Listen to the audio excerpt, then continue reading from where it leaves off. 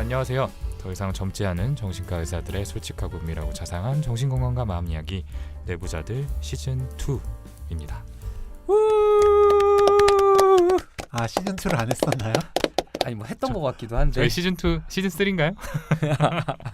시즌 5 정도로 하죠. 아, 네. 실제 연차로 보면. 뭐 마음은 뭐 시즌 10쯤까지 간 것 같은데 네. 어쨌든 참 오랜만입니다. 이렇게 네, 진짜 오랜만입니다. 네. 저희 뭐 너무 지겹도록 보는 얼굴이지만 이렇게 팟캐스트 녹음 룸에서 보는 것도 오랜만인 것 같아요. 네. 님들 일단 저희가 자체는 누군지 소개를 진짜. 좀 드릴까요? 하긴 처음 들으시는 분들도 분명히 많이 네. 계실 테니까. 당연히 아실 거라고 생각을 하고 네. 있는 거예요. 너무 건방진 셀럽 마음이. 마인드로. 그치. 그러니까 누구예요? 예, 저는 이 방송에서 사회를 맡고 있는 정신건강의학과 전문의 오동훈입니다. 네, 안녕하세요. 저는 정신건강의학과 전문의 김지용입니다. 네, 저도 정신건강의학과 전문의이고요. 허규형이라고 합니다. 네, 이제 저희 채널 음. 안에 이제 쇼가 여러 개 있는 거죠. 그렇죠. 네, 일단 오늘 하는 이 쇼가 리뷰자들이라는 네. 저희가 영화 음. 혹은 책, 음. 드라마 속의 등장인물의 심리를 분석해서 좀 다른 영화 분석 채널들과는 많이 다를 거예요. 심리에만 집중해서 더 어디서도 볼 수 없을 정도로 깊게 분석해서 얘가 왜 이러는지 흥미로운 이야기를 좀 들려드릴 예정입니다. 탈탈 털어보자는. 네, 그쵸. 그렇죠. 사실 다 들어보시면은 원작자도 이런 거 원래 의도 안 했는데 싶을 정도의 썰을 저희가 한번 만들어 보겠습니다. 네, 오늘 저희가 리뷰자들 첫 시간 준비한 영화는 킹스 스피치라는 영화입니다. 네, 정말 크라는 말이 나올 정도로 진짜 명화죠. 개명작이죠. 네, 허경 선생님 어제 처음 보셨죠? 네, 처음 네. 봤는데 음. 진짜 찡하더라고요. 네. 너무 그 좋은 영화고. 울컥한 포인트가 있었어요. 그것도 이따가 물어보고 싶네요. 그러게요. 잊지 않고 물어봐야겠습니다. 나만큼 잘생겼네. 진짜 말도 안 돼. 콜린 퍼스는 건드리지 마세요. 그러면 오동 선생님이 콜린 퍼스의 또 개광팬이죠? 진짜 너무 멋있습니다. 네. 근데 비주얼도 비주얼이지만 연기력도 굉장히 좋고, 그리고 굉장히 젠틀하고요. 네, 이렇게 뭐 사석에서의 짤들 같은 거를 봐도 굉장히 이렇게 배려심이 넘치는 정말 말 그대로 신사 스타일인 것 같더라고요. 너무 오래돼서 기억이 솔직히 정확히는 안 나는데 옛날에 네. 콜린 퍼스 방한할 때 그때 네. 막 가겠다고 난리치다가 되게 막 아쉽게 못 가고 이러지 않았어요? 킹스맨 때 방한을 한번 했었잖아요. 그래서 이제 손모 선생님하고 둘이서 같이 가야겠다. 이거 진짜 너무 기회다라고 했는데 이 끝나는 시간이 좀 잘 안 맞아가지고 아쉽게 못 갔던 일이 기억이 끝나는 있어요. 시간 그렇죠. 안 맞아서 그때 전공이었나 우리가? 아니요. 군대였나? 아니 네. 그때 팟캐스트 할 때였어요. 그래서 아, 그때 맞아요. 팟캐스트 하면서 그 얘기했던 기억이 나는데. 전문의 네, 따고 네, 난 네. 뒤에 그럼 강사든지 네, 아니면 저 강사였고 뭐, 손 선생님은 이제 개원하신 이후였던 것 같기도 하고요. 네. 진짜 먼 기억인데 그때 갔다 왔냐고 팟캐스트 때 물어봤던 것 같아요. 맞아요. 그랬던 것 같아요. 네. 네, 시작부터 역시 잡설로 또 빠지고 있는데 일단은 네. 이 영화에 대해서 대강 네. 지금 콜린 퍼스 얘기는 이미 나왔고요. 그렇죠. 이 영화가 어떤 영화고 음. 어떤 좀 위협들을 이뤄낸 영화인지 음. 우리 오동훈 선생님께서 네. 콜린 퍼스 광팬께서 좀 설명해 주시죠. 일단 뭐 생각나는 대로 말씀을 드리면은 2011년 3월 달에 개봉을 했던 영화고요. 톰 후퍼 감독, 콜린 퍼스 주연의 영화입니다.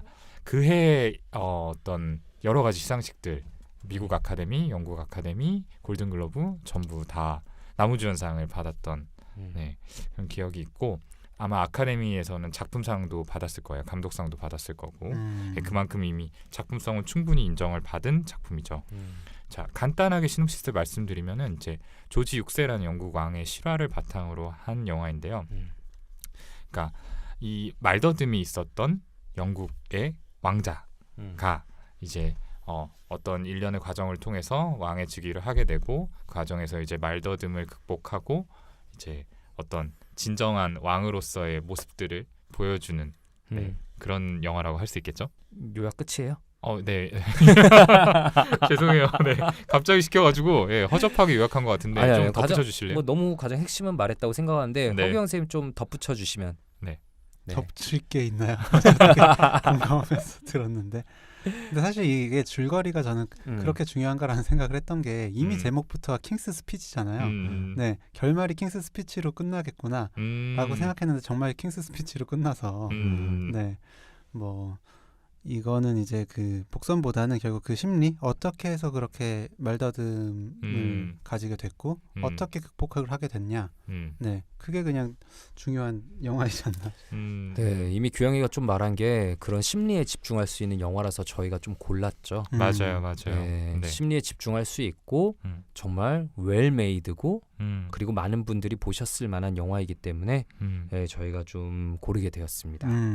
네, 좀 영화의 어떤 부분에 대해서 얘기해 볼까 이제 생각해 봐야 될 텐데요. 오동훈 쌤이 말한 핵심 줄거리 모든 게 들어있죠. 말더듬이 이게 이 영화의 결국 가장 뭐 큰 줄기잖아요. 네, 중요한 소재죠. 네네. 별명이 뭐였죠? 버티. 네. 맞죠? 네. 네. 저 굉장히 열심히 봤습니다. 그 가족들이 부르는 이름이 이제 버티인데, 네, 네, 그렇습니다. 그 앞에 이제 버벅거린다고요. 버티. 네. 불쌍하더라고요. 그러니까요. 네, 참 안타깝죠. 왕자인데 왕자인데 놀림감이라니. 그렇죠. 그래서 영화의 시작도 이제 네. 어떤 자리에서 이 왕자가 연설을 하는데 굉장히 긴장하고 말을 더듬다가 얼어붙는 장면으로 시작을 하게 되죠. 네. 네. 그 말더듬이 우리가 흔히 스터터링이라고 말하는 말더듬증은 사실은 대부분 상황에서 이제 말더듬잖아요.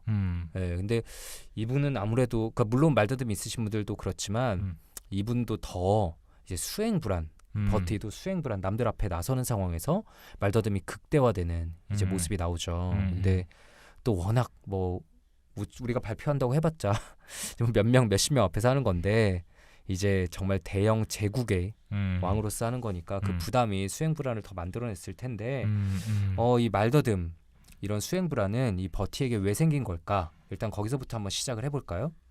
어쨌든 주인공이 이제 요크 공작이죠. 예, 당시 영국 왕이었던 조지 5세의 차남이고 영화의 시작이 이 요크 공작이 대중 앞에서 연설을 하는 장면으로 시작을 합니다. 네, 어떤 행사에서 굉장히 많은 사람들 앞에서 이야기를 하는데 말을 한두 마디 더듬다가 이제 긴장해서 얼어붙고 행사는 이제 망치게 되는 거죠. 그래서 이제 이걸 계기로 치료를 받게 되는 것 같은데, 네, 여러 언어 치료사들을 찾아가봤지만 별로 효과가 없었고 결국에는 이제 그만두겠다 이렇게 네, 선언을 하기에 이르죠.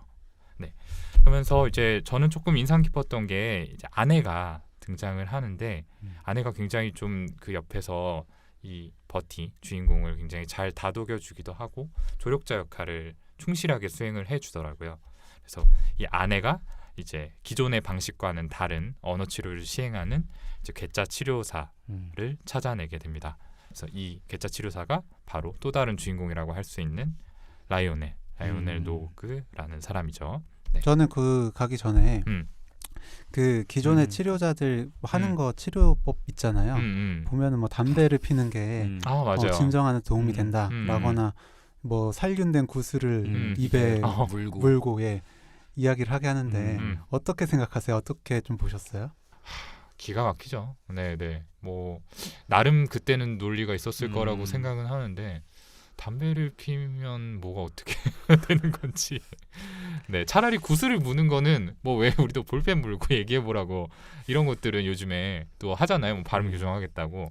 근데 담배 피우면 또 불안 가라앉는다는 사람들도 있으니까 뭐 그럴 수도 있겠다는 생각이 들고 사실 한 100년쯤 지난 뒤에 사람들이 우리 치료했던 거 우리 이렇게 음성이나 영상으로나까지 박제해 놓은 거 들으면서 야 얘네는 SSRI라는 거 썼대 이런 식으로 얘기하지 않겠어요? 그럴 수도 있죠. 네. 근데 그 구슬 문 건 이제 고대 그리스 방법이라고 그 여기에서 영화에서도 나오니까. 네.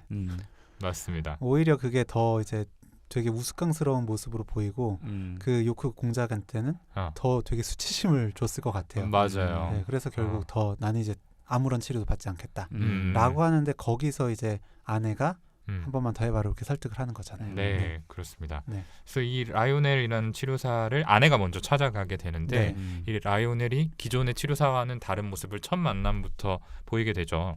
저는 좀 인상 깊었던 게 굉장히 좀 수그리지 않는 모습들을 보였잖아요. 맞아요. 네, 그런 거는 혹시 좀 왜 그랬다고 생각을 하세요? 사실 왕이고 뭐 왕이라는 거를 알고 나서도, 그러니까 왕자라는 거죠. 왕자 정확히는, 그러니까 이 왕자라는 거를 알고 나서도 나는 뭐 못 간다. 가서 사실 할 수도 있을 것 같은데 못 간다라고 하고 여기선 내 룰을 따라야 된다라는 이야기들도 하잖아요. 네. 그러니까 치료에 있어서 스트럭처링이라는 게 되게 중요하잖아요. 뭐 저희도 저희한테 대통령이 오시는 건 아니지만 네. 가끔 이렇게 뭐 사회적으로 유명한 분들 오실 때 음. 뭐 달라지나요? 치료 방식이? 그분의 집에 가서 뭐 치료하거나. 아니요, 그런 적은 네. 없죠. 그렇게까지는 바꿀 수는 없죠. 네, 그렇죠. 뭐 그냥 조금 더 우리가 공손하게 할 줄은 몰라도 사실은 큰 틀에서 변하는 건 없잖아요. 그분이 병원에서 찾아오셔야 되고 그분이 돈 내고 가셔야 되고 그분이 내 진료실로 걸어 들어와서 문 열고 들어와야 되고 이런 것들 기본적인 스트럭처링은 그게 깨지기 시작하면은 사실 건강한 치료 관계가 좀 맺어질 수 없다고 생각을 해요. 라이오넬은 그 사실은 영화에서 얼마나 현실과 똑같이 실제 라이오넬과 똑같이 그려낸 건지 모르겠는데 다양한 부분에서 우리 현대 치료자들하고 되게 비슷하다라는 생각이 들었어요. 이런 스트럭처링도 그렇고. 맞습니다. 그러니까 좀 궁금하신 분들을 위해서 말씀을 드리자면, 그러니까 아내가 남편이 이거 치료받는 거 되게 그 싫어하니까 집으로 와라라고 하는데 그럴 수 없다. 치료는 내 진료실에서만 한다라고 하거든요. 그러니까 얼마나 사실 대단해요. 네, 왕자가 공작이 오라고 하는데도 거절하니까. 저는 어쨌든 그 이유에 대해서 지용이 형이 얘기하는 것처럼 그 구조, 그러니까 스트럭처링이 굉장히 중요하기 때문이기도 하고요. 그리고 어쨌든 이 사람은 그 주로 말더듬증을 치료하는 언어 치료사인데 결국 그 좀 당당한 모습이 중요하잖아요.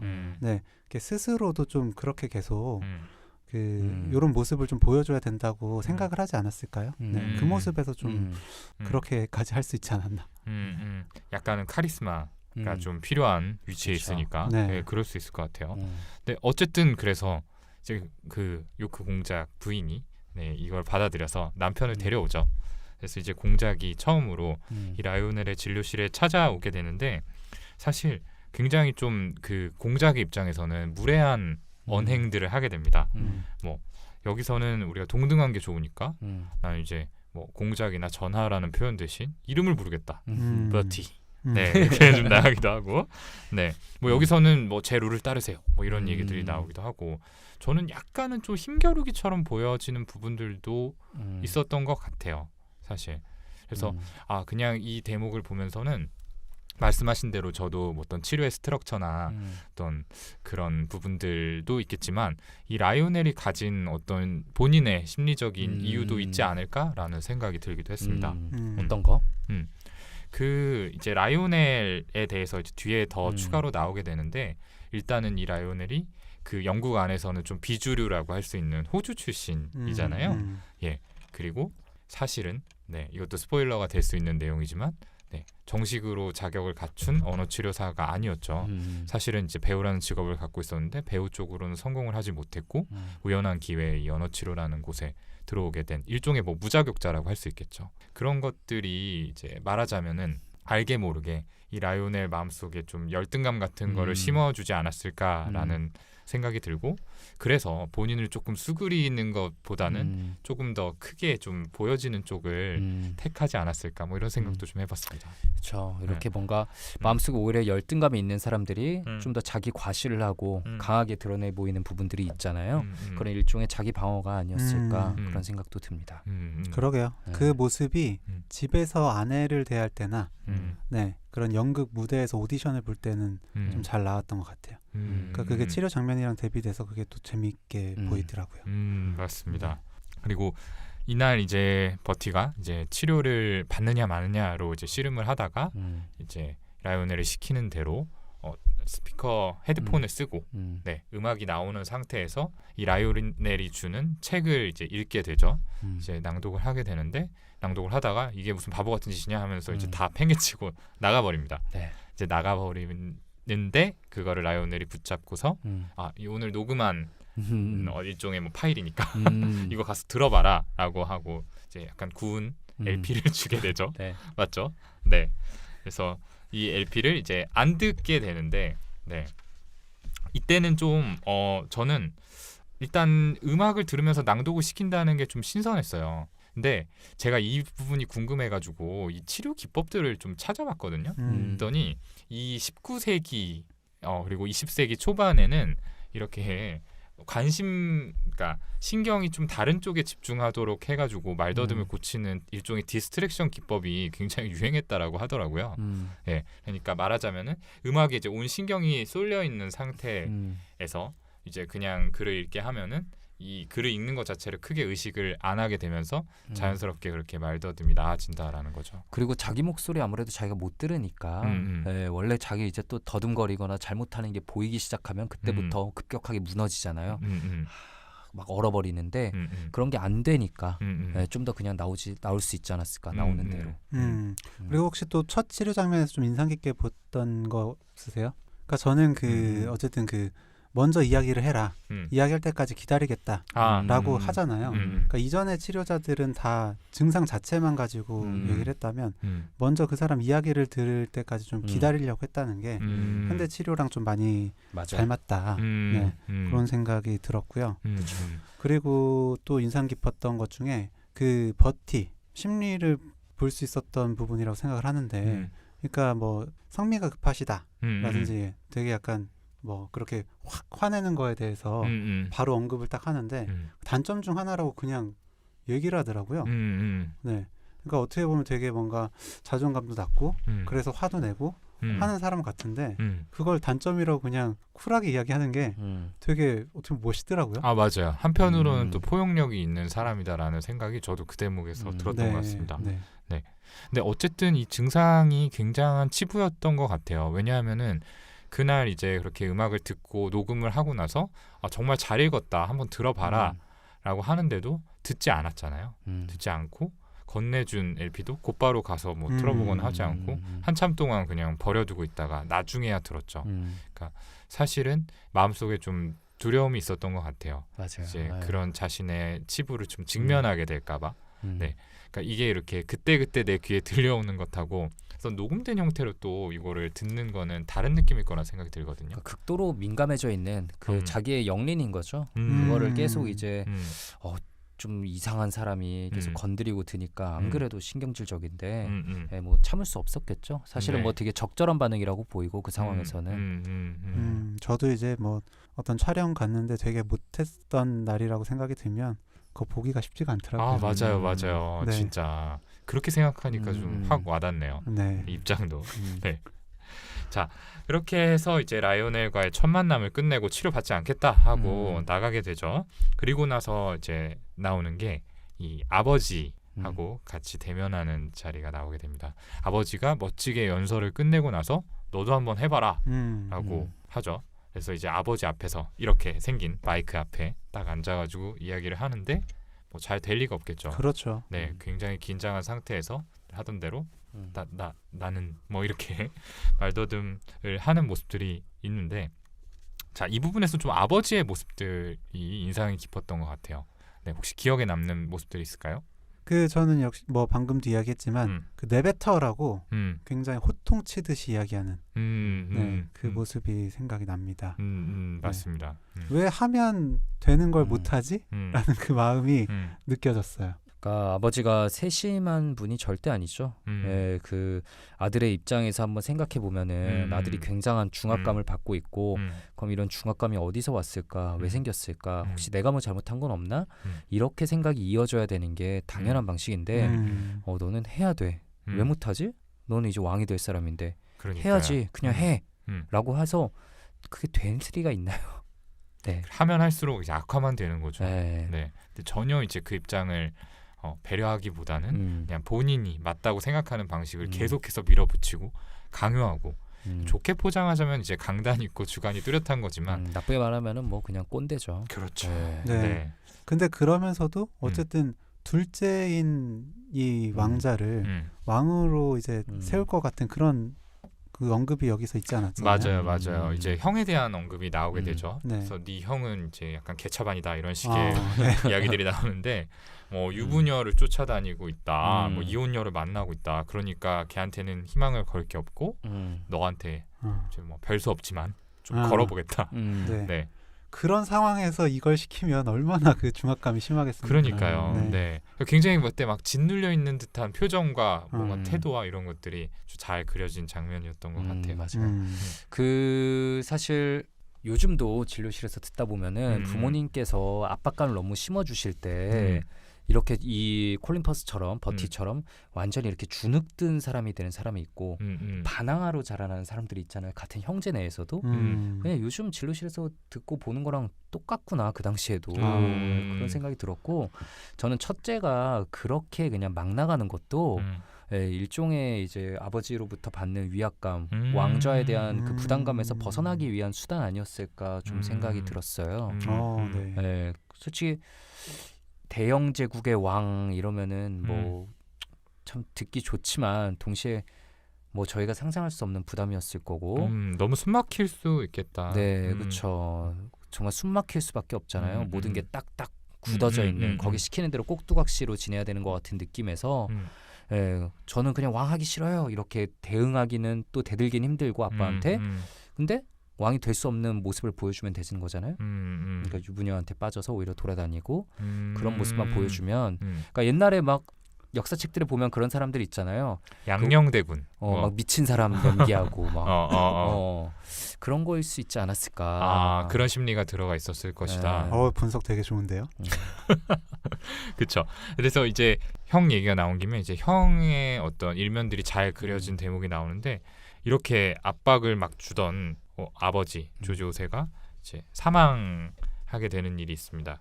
위독한 아버지의 모습을 보면서 이제 굉장히 좀 복합적인 감정을 느끼는 버티의 모습이 그려지는데 반면에 이제 형은 굉장히 좀 개념 없어 보이는 모습들을 많이 보여요. 그러니까 좋게 표현하자면 감정에 참 솔직하고 억압이 되어 있지 않다 이렇게 말할 수 있지만 그 장면 기억나세요? 이 왕이 사망하고 나서 막 떨리는 목소리로 막 좋은 왕이 되겠습니다 한 다음에 막 울면서 어머니 앞에서 뛰쳐나가잖아요. 네, 그래서 나가서 왜 이렇게 우나 하고 콜린 퍼스 그러니까 동생이 쫓아나가고 나니까 나 그 여자 이제 못 만나는데 어떡하냐고. 맞아요. 네. 저도 이거 무슨 장면이야라고 했는데 네네 뒤에서 그쵸. 네. 사실은 저는 마냥 그 모습들이 그렇게 좋게 보이지는 않았던 것 같아요. 그러니까 자유분방하다, 뭐 감정이 솔직하다 이런 말로도 표현할 수 있지만 사실은 좀 책임감이 없다. 어찌 됐건 자기한테 주어진 책무가 있는 위치인데 아니 그럴 거면 처음부터 못하겠다고 하든지. 근데 못하겠다고 말하는 것도 또 엄청난 부담이잖아요. 그런가요? 못하겠습니다. 어떻게 내가 왕자인데 어떻게 못하겠습니다라 그래. 근데 저는 약간 내가 먹기에는 그렇지만 또 남 주기에는 아까운 뭐 그런 거 아니었을까라는 생각이 들어요. 뒤에 보면 반역할 거냐고 이런 얘기도 하는 걸로 봐서 아주 이제 놓기는 싫었던 마음도 있는 것 같아요. 진짜 여러 가지 마음들이 다 뒤섞여 있었을 거고 여러 가지 마음 뒤섞여 있는데 그거를 막 뭔가 들여다보면서 뭔가 이렇게 정리하고 막 노력하기보다는 그냥 에라 모르겠다 다 회피하는 스타일인 거죠. 맞아요. 그랬던 것 같아요. 네네. 좋아요. 자, 그래서 버티는 이제 요 사이에 어쨌든 다시 좀 치료를 받기로 결심을 하고 이제 라이오넬이 시키는 대로 여러 가지 치료들을 하게 되죠. 이제 대표적으로 뭔가 몸을 막 이리저리 굴리고 막 점프하면서 그 상태에서 막 이야기를 하기도 하고 네, 뭐 이런 부분들이 나오는데 효과가 좀 있었을 것 같나요? 어떠세요? 저는 기본적으로 다 이완을 하는 그런 훈련법이었잖아요. 그렇죠. 네, 뭐 이렇게 고개를 흔들고 네. 그렇기 때문에 굉장히 효과가 있었을 거다. 이완이 어떻게 작용하길래? 이완이요? 그러니까 긴장을 하게 되면 당연히 목소리가 떨리고요. 네, 뭐 가슴도 두근거리고 뭐 이런 걸 또 내가 다시 느끼게 되면서 내가 긴장을 하고 있구나. 또 나의 이런 모습을 앞에 있는 사람들이 눈치챘겠지. 라면서 다시 더 긴장을 하고 이런 악순환에 결국 빠지게 되니까요. 좀 더 의학적으로 얘기해 보자면 긴장을 하면 교감신경이 올라가죠. 교감신경이 올라가면 당연히 목소리도 떨리고 목도 굳는 것 같고 머리도 새하얘지고 그렇게 되는데 그걸 가라앉히려면 결국 부교감신경을 반대로 항진시켜주는 방법은 우리 몸을 이완시켜주는 거죠. 그렇죠. 몸에 긴장 쭉 빼고 심호흡하고 스트레칭하고 이런 것들.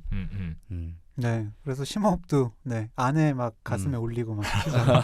되게 빡세게. 네. 근데 그 심호흡하는 감각을 그 기억시키기엔 되게 좋겠다는 생각을 한편으로 또 했습니다. 오르락 내리락 깊숙이 호흡하는 말 그대로. 네, 그러니까 우리가 언제 어떻게 이제 긴장이 되고 어떻게 이완이 되는지를 기억을 해야 그 상황에서 이완을 할 수가 있잖아요. 네. 근데 굉장히 그걸 리마인드하기에 좋잖아요. 한번 올라타실 건가요? 누가요? 제가 오신 분들한테 혹시 나중에 치료할 기회가 있다면은 심호흡 훈련법을 알려주겠다면서 갑자기 이게 역사적으로 검증된 거라고. 네, 뭐 두 분 너무 얘기 잘 해주셨는데 결국에는 그 좀 이완된 상태에서 말을 하게 하는 것들을 몸에 각인시키는 게 이제 핵심이었던 것 같아요. 항상 긴장 상태에서만 말을 하니까 이 사람한테 반대로 조금 이제 편안해지고 느슨해진 상태에서 몸이 이렇게 좀 그 말하고 있는 상황을 좀 받아들이고 기억할 수 있게 만들어주는 일종의 컨디셔닝, 뭐 조건화 그쵸. 과정이 아니었을까 그 생각이 듭니다. 그리고 이제 노래랑 연결해서 이제 말을 하긴 하잖아요. 그렇죠. 네, 나는 이어진 오늘 대목에서. 어떻게 했네 뭐 이런 거 이런 식으로. 네. 근데 그게 어쨌든 인지적으로 노래 가사에 맞춰서 음이랑 이런 걸 생각하다 보면 인지적으로 한번 그걸 처리하잖아요. 네. 그러면서 이런 긴장할 상황 자체에 대해서는 좀 덜 몰입하게, 덜 생각하게 만드는 그런 치료법일 수 있을 것 같아요. 그러니까 우리는 사실 살면서 말할 때 긴장하고 말하는 일이 그게 드물잖아요. 대부분 안 긴장하고 말하는데 얘는 이제 어릴 때부터 모든 공간에서 항상 긴장된 상태로 말을 했어야 되는 거죠. 그렇죠. 네, 최근에 영화 사도를 본 적이 있는데 거기서도 이제 그 어린 왕자한테도 어릴 때부터 막 이상한 말투 쓰잖아요. 평상 다른 사람들이 쓰지 않는 말투 써야 되는데 얘도 어릴 때부터 왕자 그 예법에 딱 어긋나는 말은 못 썼을 거고 항상 말할 때 긴장되는 게 얘는 말 그대로 컨디셔닝 돼 있었겠죠. 그러게요. 남보다는 필터 하나가 좀 더 있어가지고 의식적으로 한번 걸러내야 된다. 대화는 무서운 것, 대화는 틀리면 안 되는 것. 그러게요. 네. 이런 이 게 아버지의 캐릭터를 보면은 뭐 아마 여러 차례 조졌을 것 같기도 해요. 그죠? 네. 그리고 저는 그 왕자가. 리마인드하는 그 부분에서 어. 단어 하나를 어떻게 내뱉어라 이런 거를 얘기해 주는데 그 다른 것보다 그 father 할 때 프프 하다가 거기서 완전 프리징 돼 버리거든요. 그래서 아버지랑 되게 많이 엮여 있구나. 아 맞아요. 네. 클로즈업 되면서 네. father, 네. father 이렇게 네. 예, 장면이 진행이 되죠. 네. 그래서 이제 아버지가 사망한 직후에 라이오넬을 이제 치료 세션이 아닌데도 버티가 찾아가는 장면이 있습니다. 그리고 이제 찾아가서 이제 처음으로 본인의 속 이야기를 누군가한테 이렇게 털어놓는 경험을 하게 되죠. 네, 어떤 이야기들 나왔는지 두 분 기억하시나요? 이 사람이 원래 무슨 손잡이였는지. 그러니까 어릴 때 왼손잡이의 그렇죠. 안짱다리였는데 네. 그런 자기 자신을 있는 대로 인정받지 못하고 다 부정받고 강제로 고쳐지고 그 유모가 형만 예뻐하고 좀 학대받고 이런 부분들이 얘기가 흘러나오게 되죠. 네. 맞습니다. 근데 저는 그 네. 학대받은 그 장면에서도 왕자면 당연히 이거 유모가 나 이렇게 했다라고 이야기를 할 수도 있었을 텐데 네, 이미 그 전부터 굉장히 억눌려 있고 네, 얘기해도 뭔가 안 된다거나 이건 내가 스스로 이겨내야 된다라는 그렇죠. 생각들이 이전부터 좀 굳어져 왔겠구나 라는 생각이 들었어요. 네, 3년간 이 학대 사실을 이제 그 어머니 아버지인 왕과 왕비가 몰랐다라고 네. 했으니까요. 네. 말씀하신 대로. 그리고 동생도 나오잖아요. 그렇죠. 동생이 이제 간질이 있는데 음. 그 마치 전염병처럼 딱 격리받는 모습. 그 모습이 아마 이제 어린아이 입장에서는 아 질환이 있으면 저런 취급을 받는구나라는 생각이 좀 들었을 거예요. 장애가 있으면. 거의 숨어 살았다라고 했죠. 그쵸. 그리고 이제 조기에 또 사망하기까지 했으니까요. 이제 반대로 또 형에 대해서는 굉장히 늘 돋보이는 사람이었고 뭔가 같은 시도를 하더라도 항상 형은 잘 되고 나는 안 되고 이렇게 좀 비교를 받게 되는 사람이었다라는 네, 대목이 나오죠. 그리고 이 말더듬에 대해서도 누구도 이렇게 조금 다정하게 다독여주는 사람 없고 경쟁의 대상이었던 형도 굉장히 막 놀리고 네, 그랬다라는 대목들도 있고요. 네, 이런 그냥 어릴 때부터의 끝없는 부담감 그리고 형제 자매 간의 이런 형제들 간의 경쟁심 이런 게 시블링 라이벌리가 버티를 계속해서 불안하고 위축된 사람으로 좀 만들어 갔을 거고요. 근데 저는 동시에 이 시블링 라이벌리가 우리가 뭐 형제 자매들 간의 이런 경쟁심이 뭐라 그럴까 성격이 굉장히 큰 요소가 된다고 말을 하잖아요. 근데 이제 이 둘째인 버티가 동시에 또 나중에 이 왕좌를 차지하게 되는 그런 경쟁심으로 또 작용을 했다고 생각해요. 그러니까 긍정적인 부분으로도 형이 도망갔을 때 사실 자기도 도망갈 수 있었거든요.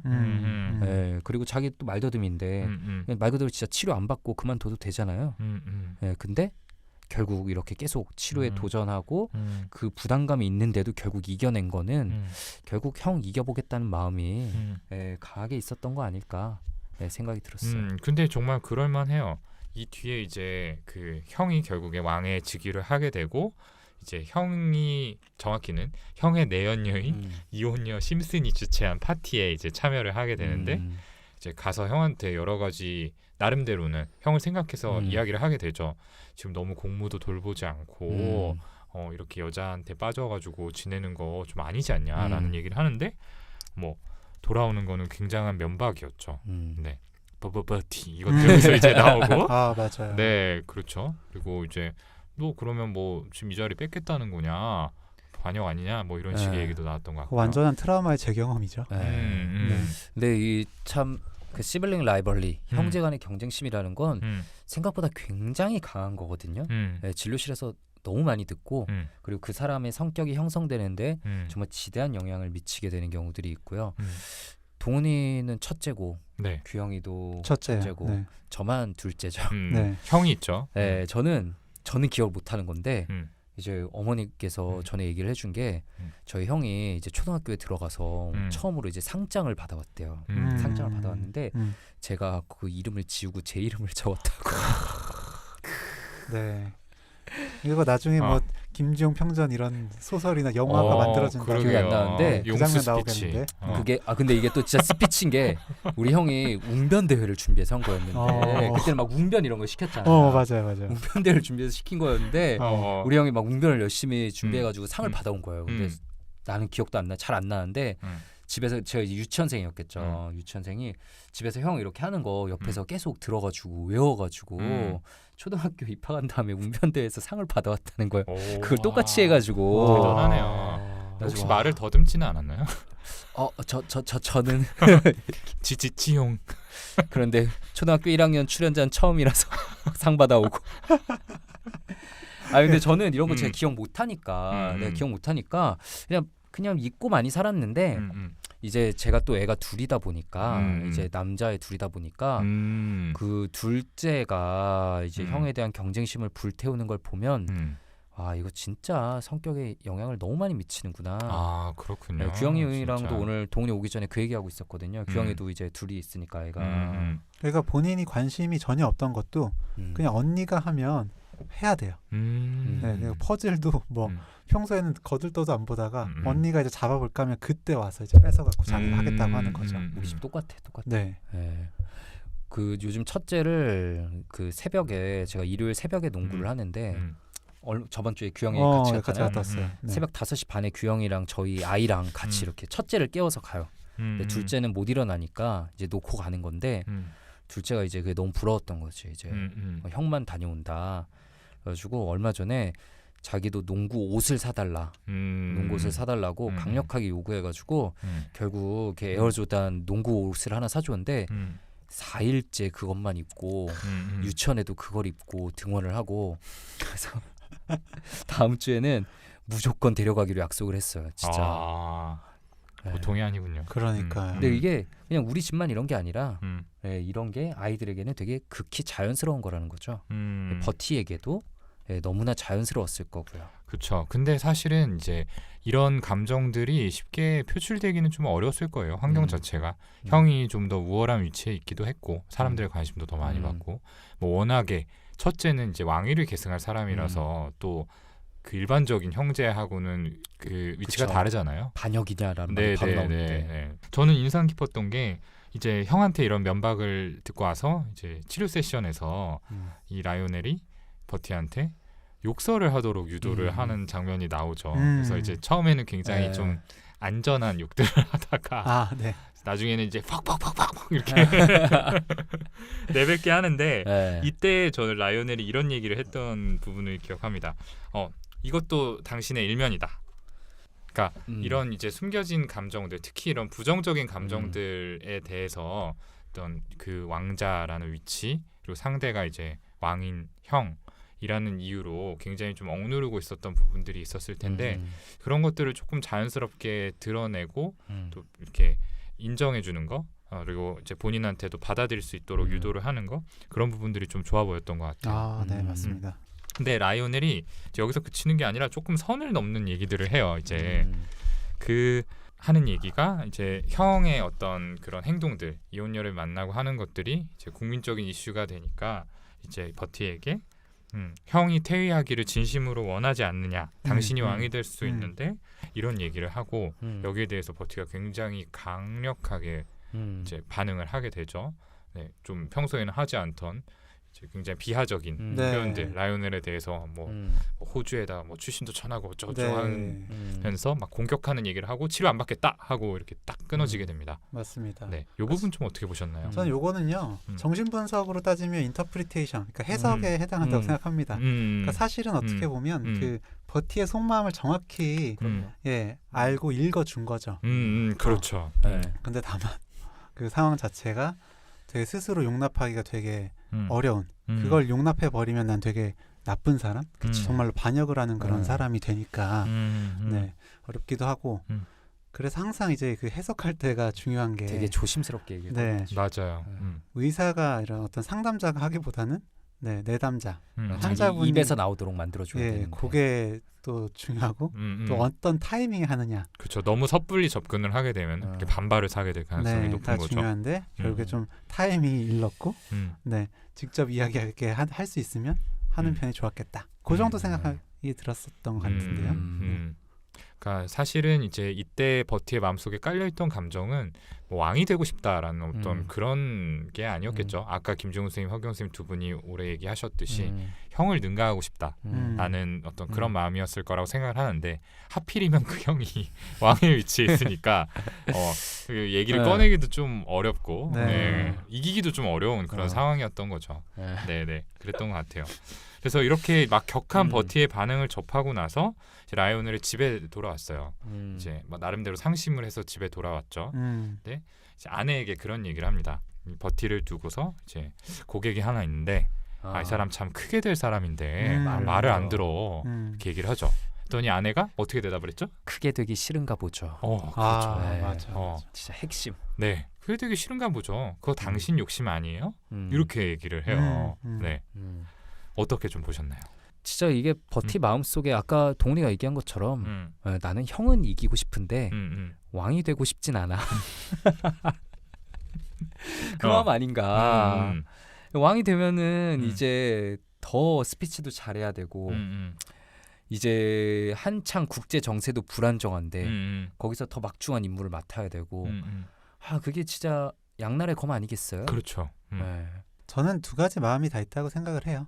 네, 그러니까 그 라이오넬이 이야기한 왕이 되고 싶은 마음도 있고, 그러니까 라이오넬 아내가 얘기한 크게 되고 싶지 않은 마음, 그러니까 좀 자유롭고 싶은 마음, 또 이제 같이 있는데 그 라이오넬은 한쪽으로만 보던 걸 아내가 이제 다른 부분도 있다는 걸 같이 이제 이야기를 해주니까 내가 선 넘었구나를 네, 한 번 더 알게 되지 않나요? 네. 맞아요. 저도 그렇게 생각을 했고요. 근데 저는 이제 당신의 욕심이다라는 부분에 조금 주목을 했는데 결국에 라이오넬도 이 버티를 통해서 열등감을 좀 극복하고 싶은 마음이 분명히 있었을 것 같아요.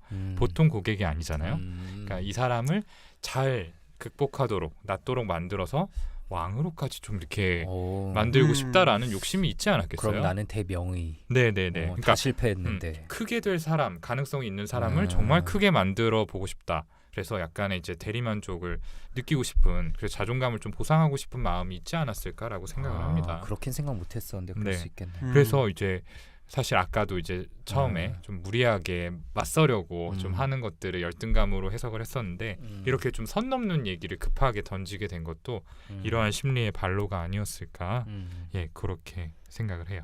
그리고 이제 지용이 형이 사실은 그 도망치고 싶은 마음, 그러니까 형을 능가하고는 싶지만 왕까지는 되고 싶지 않다라는 그런 마음이 어떻게 보면 그 전 장면에서 한번 나와요. 가족들이랑 이제 엄마랑 딸 둘, 그 딸 중에 한 명이 엘리자베스. 네, 그렇죠. 나중에 이제 좀 여왕이 되는 그런 딸이랑 얘기를 하는데 이제 들어와서 이제 아빠 그 펭귄 얘기 해주세요. 라 그러니까 처음에 얘기를 안 하고 펭귄 행동으로 그냥 넘어가려고 하다가 이제 결국에 이야기를 하게 되는데 맞아요. 펭귄이 이제 어떻게 와가지고 집에 와가지고 어떻게 됐게? 라고 했는데 딸들은 그때 왕자가 됐나요? 라고 이렇게 물어보죠. 네. 그런데 거기서 알바트로스가 됐다. 아, 네, 맞아요. 큰 날개를 가지고 이제 헐헐 날았다 음. 하면서 행운하다. 이런 식으로 이야기를 하는데 그 속마음, 그러니까 네. 헐헐 날고 싶은 그런 속마음을 표현한 것 같았거든요. 그러니까 왕까지는 되고 싶지 않은 그런 마음이 또 속에 같이 공존해 있을 수도 있겠다. 네. 그 뭔가 날아가고 싶은 네. 그래서 떨쳐내고 좀 자유로워지고 싶은 네. 그런 마음들이 반영이 됐을 것 같아요. 네. 근데 정말 이제 이 버티의 부담감에 대해서 이야기를 할 대목인데 결국에는 왕이 퇴위를 결정을 해요. 나는 사랑이 최고다 하면서 이 여자랑 결혼해야 되겠으니 이제 나라에서 안 된다고 하니까 뭐 미국 출신에다가 이혼녀에다가 이런 사람이 왕비로 있을 수 없다라고 하니까 그럼 나 왕 안 할래 하고 이제 내려놓겠다라고 하죠. 그래서 자연스럽게 계승 1순위인 버티가 이제 왕으로 조지 6세로 이제 왕위에 오르게 되는데 굉장히 부담을 많이 느끼죠. 그래서 저는 인상 깊었던 장면이 이 즉위위원회에 출석을 하는데 보셨어요? 그 막 제복 차림으로 나가는데 막 훈장 100개씩 달려 있고 맞아요. 하는데 네. 유독 되게 위축돼 보여요. 그 마치 옷에 무게에 좀 눌려 있는 것 같은 느낌을 주거든요. 그래서 뭔가 즉위위원회에 어렵게 출석을 해서 얘기를 하고 집으로 돌아왔는데 또 딸들이 이제 안아주려고 했을 때 이제 예법을 지켜라고 하면서 이제 동생하고 이렇게 나란히 서서 뭐 오셨습니까, 폐하, Your Majesty 막 이렇게 얘기를 하게 되죠. 네. 그래서 굉장히 고립감을 느껴요. 그리고 하루를 마무리하고 혼자 서재에 있다가 이제 눈물을 흘리는 대목이 나옵니다.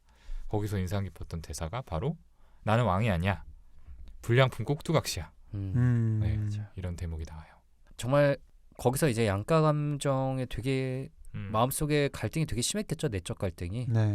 나는 불량품 꼭두각시인데 이 위기의 나라에 내가 왕으로 계속 있어도 되나?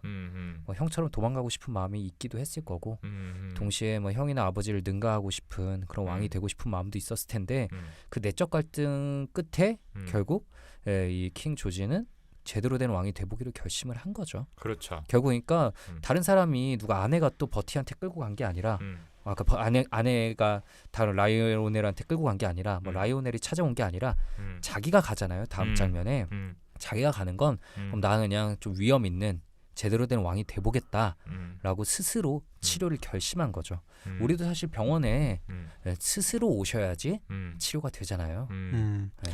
그리고 어쨌든 그런 원동력에 좀 저는 분노, 약간 빡침도 영향이 있었을 것 같아요.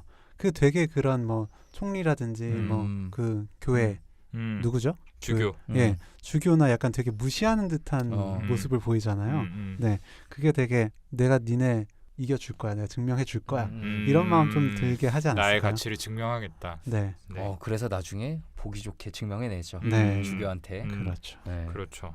그래서 이렇게 라이오넬을 찾아가게 되는데 사실 이렇게 이 버티의 셀프 이미지가 단단하지 않으니까 계속해서 좀 왔다 갔다 하는 모습들이 나옵니다. 그래서 이제 라이오넬을 대면한 자리에서도 뭔가 아버지만큼 할 수 있을까? 그리고 형이 이제 전임자로서 아직 살아있는 상황이잖아요. 그러니까 보통은 이제 왕위가 계승이 될 때 뭐 전대 왕이 죽거나 뭐 죽기 직전이거나 이런 상황에서 왕위를 물려받는데 나는 너무나 건강하게 그 전임자가 살아있다.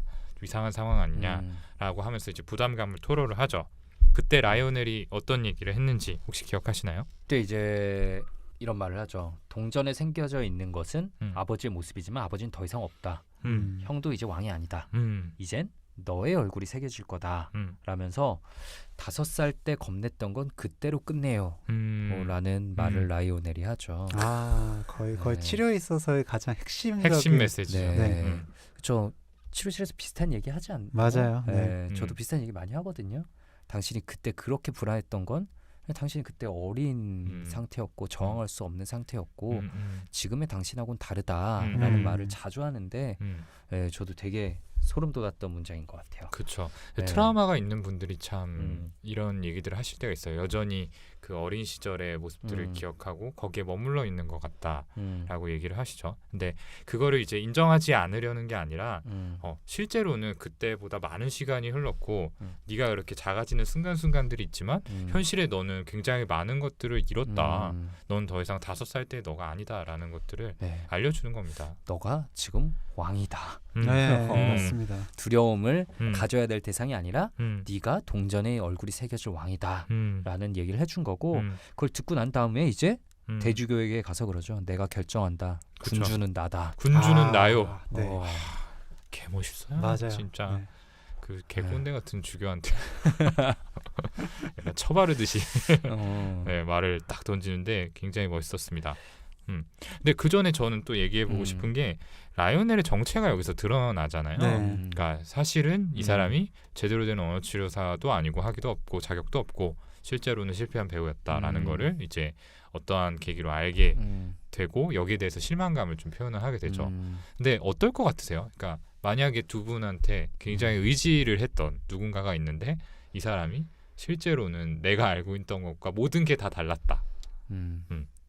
그럴 때 이제 그 머리로는 음. 어쨌든 이 사람이 실제가 숨긴 게 있다는 것과 음. 나를 도와준 거는 음. 그래도 별개의 사실이다라는 걸 분리하고 고마운 건 고마운 거다라고 받아들여야 되는 게 머리로는 아는데 감정적으로 그게 쉽지가 않죠. 그냥 그럼 다 가짜였어? 나를 향한 말들도 다 가짜였어? 라는 식으로 좀 미성숙한 상태의 흑백 논리에 쉽게 빠져들게 되는 상황이잖아요. 누구라도 그럴 수 있고. 근데 제가 그 라이오넬이었으면 진짜 이렇게 대응 못하겠다. 그러니까 저랑 가장 그 치료자로서 다르다는 걸 느꼈던 게 요 포인트였던 것 같아요. 어떻게 저렇게 당당할 수가 있을까? 네, 그 저는 약간은 뻔뻔한. 미안하다. 솔직히 이야기하지 못해서 죄송하다. 이 정도 얘기는 할 줄 알았는데 사실 나는 뭐 이런 경험이 있고 이렇게 해왔다. 나는 뭐 하여튼 자격은 없지만 실제로 그걸 기입한 적도 없고 난 속인 것도 아니고 네, 나는 다 해왔는데 전문 네, 치료사다 이런 식으로 계속 주장을 하잖아요. 네, 그게 좀 뻔뻔해 보이기도 하면서 네, 결국에 그런 모습을 보여줬기 때문에 버텼을 거다. 그러니까요. 오히려 이제 용기를 주면서 마무리가 돼요. 네. 막 그 대관식에 쓰이는 의자에 막 앉아가지고 너 지금 뭐 하는 거야? 너 따위 천한 것이 이러는데 맞아. 그냥 의자 아니냐? 그러니까 진짜 거기는 약간 그 연기하는 것 같았어요. 네, 연극 장면 같았습니다. 마치 맞아요. 네, 버티가 주인공이 된. 근데 어쨌든 아까 허경 선생님이 이제 분노가 원동력이 된 것 같다라고 하는데 이 대목이 이제 사실은 그랬어요. 이렇게 막 자꾸 이 라이오넬이 버티를 자극을 하잖아요. 여기 아무나 앉을 수 있을 것 같은데 이제 막 이렇게 별것도 아닌데 뭐 이렇게 얘기를 하니까 나는 왕이니까 나는 목소리가 있는 왕이라고 뭐 이렇게 약간 얘기를 하잖아요. 이렇게 또 한번 욱해가지고 소리를 막 지르죠. 그랬더니 또 갑자기 태세 전환을 해서 당신은 내가 아는 사람 중에서 가장 용기 있는 사람이에요. 거기서 yes you do라고 하나? 거기서 내가 이런 사람이라고 그러니까 그렇게 딱 인정 딱 해주잖아요. 그렇죠. 네, 저는 그 장면이 좀 짠하더라고요. 당신이 왕입니다. 네. 이렇게 쥐락펴락하는 스킬이 장난이 아니에요. 그러다가 사형당할 수 있는데. 맞아. 그치. 네. 잘못 걸렸다가 그냥 그대로 끌려 나갈 수 있는 거. 강제 폐업당하고. 막 탑에 가두시게요? 뭐 이런 얘기도 하잖아요. 그러니까 겁이 없어요 기본적으로. 네. 그러니까 보통 배짱이 아닙니다. 네. 어쨌든 이제 라이오넬 덕분에 이제 치료 관계는 잘 이어지고 대관식도 잘 넘기고 이제 영화의 막바지에 이르게 되는데 이제 나치의 위협이 강해지면서 급기야 세계 2차 대전이 발발을 하게 되죠. 그래서 이제 영국이 독일을 향해서 선전포고를 하게 되는데 이거를 버티가 왕으로서 전 국민들 앞에서 생중계되는 연설로 알려야 되는 상황이 오게 됩니다. 게다가 히틀러는 말을 잘해. 그 장난 아니던데 그 연설하는 장면. 네. 무슨 말인지는 모르겠고 말을 참 잘하는구나. 딸한테 그렇게 얘기를 하죠. 맞아요. 히틀러 장면 보고서 거기서 그것만 본 거야. 제가 말 저 잘하는지. 새끼 말 잘하네. 그런 거죠. 네. 근데 이 연설을 앞두고 이 버티가 또 괴로워하는 모습이 나오는데 저는 정말 연기 잘한다라고 느꼈어요. 막 노래로 막 갑자기 막 젠장 뭐 어쩌고 나는 말을 못하네 뭐 어쩌고 이렇게 하다가 막 국민들을 대변해야 되는데 나는 말을 못해 막 이러면서 나 왕의 자격이 없다 이렇게 막 소리도 지르고. 네. 근데 이게 실제로 연기를 잘해서기도 한데 그게 한국말이었으면 전 되게 오그라들었을 것 같긴 해요. 혹시 지금 많이 오그라드셨나요? 약간 그런 느낌이라. 저 지금 알게 모르게 약간 연기 욕구 풀고 있는데. 그러니까. 죄송합니다. 오그라들었다면은. 아, 네. 네. 그렇게 해서 이제 어쨌든 마지막까지 준비가 음. 완벽하게 되지는 않은 상태로 연설에 들어가죠. 근데 이제 그 연설을 하는 공간에는 딱 마이크와 버티 그리고 그 앞에 라이오넬 이렇게만 이제 자리를 하게 되는데 그 준비할 때 되게 좀 인상 깊은 부분 있지 않았어요? 어떤 그 자꾸 이제 말 침묵하게 되니까. 그렇게 말하죠. 말을 길게 쉬면 엄숙함이 더해지죠. 라고 말을 해주는데 네. 그 뒤에 이제 버티가 음. 나는 역사상 가장 엄숙한 왕이 되겠군이라고 하는데 진짜 인지 왜곡을 딱 한 큐로 해결해주는 장면 아닌가. 멋있었어요. 그거 보면서 나도 혹시 말더듬이 있는 환자분들에게 이 말을 해야겠다 하는 생각이 이게 이렇게 보일 들었었는데, 수도 있다라는 걸 짚어준다라는 거죠. 그러니까 보통 이제 그 많은 분들이 이 침묵을 하게 되면 상대방을 되게 불편하게 만들거나 혹은 상대방이 나를 되게 안 좋게 볼 것이다라고 생각을 하니까 그 침묵을 어떻게든 깨야 된다. 맞아요. 그러다가 이제 말실수를 하시거나 그렇죠. 더 말을 더 더듬게 되잖아요. 근데 이제 지용이 형이 얘기한 것처럼 그 인지 왜곡을 한 번에 딱 부숴준 거죠. 네. 왕의 특권이네요. 이게 아니 근데 어. 그 불안한 그 진료실에서도 어. 말이 되게 많으신 분들이 있어요. 막 못 쉬지 견디고 않고. 네. 침묵을 못 견디고 얘기하면서 그분들도 결국 나중에 얘기하는 게 다른 곳에서 가서도 항상 이렇게 내가 말이 많아지게 되고 그래서 사람들이 날 좀 가볍게 보는 것 같다 이렇게 얘기 이어지는 경우들이 있거든요. 근데 그분들이 말을 하는 이유는 말 안 하고 있으면 이상하게 보일까봐. 네. 근데 사실 우리가 또 그냥 가만히 과묵하게 있는 사람들이 또 뭔가 분위기 먹어주는 게 있잖아요. 먹어주는 게 그렇죠. 있죠. 그렇죠. 꼭 왕이어서만 아니라. 그래서 진료실에서 비슷한 얘기를 할 때도 있어요. 그냥 좀 말이 적을수록 관계에서의 뭔가 주도권을 가져가는 느낌이 있다라고 좀 말을 드릴 때가 있거든요. 네. 자, 그래서 어쨌든 이 이제 연설하는 공간에서 라이오넬의 일종의 지휘에 맞춰서 이제 버티가 연설을 시작을 하죠. 굉장히 이렇게 클로즈업된 카메라로 화면을 잡는데 되게 긴장되더라고요. 저도 막. 네. 그래서 처음에는 이제 약간은 머뭇거리기도 하고 뭐 조금 버벅거리는 부분들도 있다가 이제 뒤로 갈수록 자신감이 붙어서 점점점 이제 능숙하게 연설을 하고 마무리를 짓게 됩니다. 어느 순간부터는 라이오넬을 안 봐요. 네, 앞에는 계속해서 눈을 맞추고 그 지시에 따라서 호흡을 하고 이렇게 가져가다가 어느 순간부터는 이제 자기가 자기의 흐름을 타고서 연설을 하는 부분이 굉장히 인상 깊었고요. 혹시 연설 끝나고 나서 이 라이오넬이 어떻게 얘기를 했는지 기억하세요? 그 W 발음이 아직까지는 좀 잘 안 된다. 이렇게 라이오넬이 라이오넬이 지적을 하죠. 네. 그러니까 버티가 어떻게 대답을 했는지 혹시 그래야 나인 줄 알지. 네. 그렇게 얘기를 했죠. 저는 이 대사가 진짜 인상 깊었어요. 그래야 나인 줄 알죠. 이렇게 얘기를 하는데 뭔가 그 낮아진 자존감의 허들을 치료 종결. 정말 뛰어넘고 있는 그대로 나를 좀 받아들이게 됐다라는 걸 상징적으로 보여주는 대사 아닌가. 지금 한 번 더 소름이 돋네. 네. 뭐 부족해도 그냥 내가 왕인데 뭐 이게 난데라는 그냥 당당한 마음. 좀 더듬어야 난 줄 알죠. 진짜 네. 멋있습니다. 그러게요. 근데 그럼에도 사실 딸한테 그렇게 확인하는 건 저의 모습을 보는 것 같아서 잘했지? 네. 그렇고 이제 잘했지? 딸이 이제 처음 얘기한 딸은 처음에 긴장하던데라고 했을 때 그때 표정이 굳잖아요. 약간 개념 없더라고요. 둘째가 눈치가 빠른 게 스플렌디드 하면서 굉장했다고. 괜히 둘째들이 영악해지는 게 아니야. 맞아. 둘째가 찬스다. 맞아. 요거 실책했네. 그랬죠. 네. 그래서 굉장히 멋졌습니다. 그리고 마지막에 이제 거의 끝장면이죠. 끝장면에 이제 그 버티가 라이오넬에게 고맙다, 친구 이렇게 호칭을 해주고 네. 이제 버티의 부인인 왕비가 라이오넬이라는 이름으로 이 치료사를 불러주게 되죠.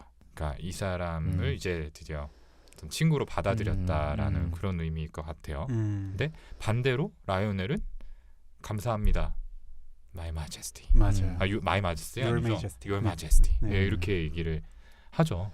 네, 요건 뭐 어떤 의미가 있을까요? 저는 그냥 그 장면 보면서 선 잘 지키네 라는 생각을 했었는데 저는 라이오넬이 제일 듣고 싶어하는 말을 선물해준 거라고 생각해요. 그렇죠. 네, 맞아요. 네. 네. 선물해줬고 저도 거기서 규양이랑 마찬가지로 아, 이 사람 치료 끝났다고 딱 이제 선 지키는구나.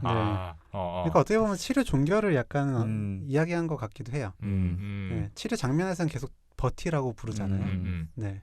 근데 그렇죠. 진짜 이제 자기 손을 떠난 거죠.